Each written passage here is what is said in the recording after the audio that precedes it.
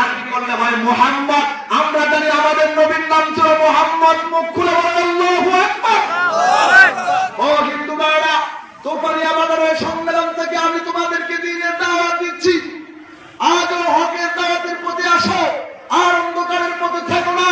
এই ইসলাম নামের সত্য ধর্মকে নিয়ে গবেষণা করো, ইসলামের ছায়াতলে আসো, আল্লাহ তোমাকে স্বর্গ দিবে। কথা বলেন ঠিক কিনা? হিন্দু ভাইদের ধর্মীয় গ্রন্থ কলকি কোরআনে আসছে নরা সংসদ, নবীর নাম, অবতারের নাম।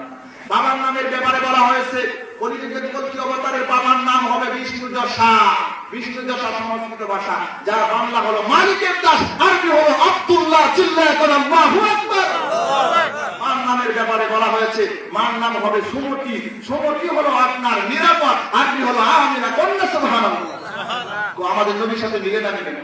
বিবরণ সিফত বর্ণনা করা হয়েছে। দ্বাদশাং শুক্লা পাকেশে মাতাবায় মাসি মাদা উতার বিন্দু মহাসুরেন্দ্র বল্ল জ্যেষ্ঠং শ্রেষ্ঠং প্রেমং আল্লাহ আল্লাহ আল্লাহ রাসূল মুহাম্মদ রাকেন বলে আল্লাহ আল্লাহ আল্লাহ। ব্রাহ্মণরা পূজা মন্ত্র পাঠ করে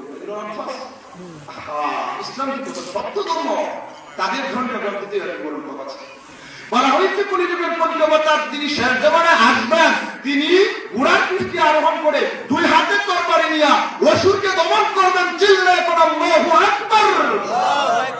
হিন্দু ভাইকে আপনি জিজ্ঞেস করেন, ঘোড়ার পিঠে উঠিয়া হাতে তরবারি নিয়ে এখন যুদ্ধ করার সময় নাকি এক একটা ট্যাঙ্ক, এক একটা কামান ছুটবে হাজারকে হাজার মাইল?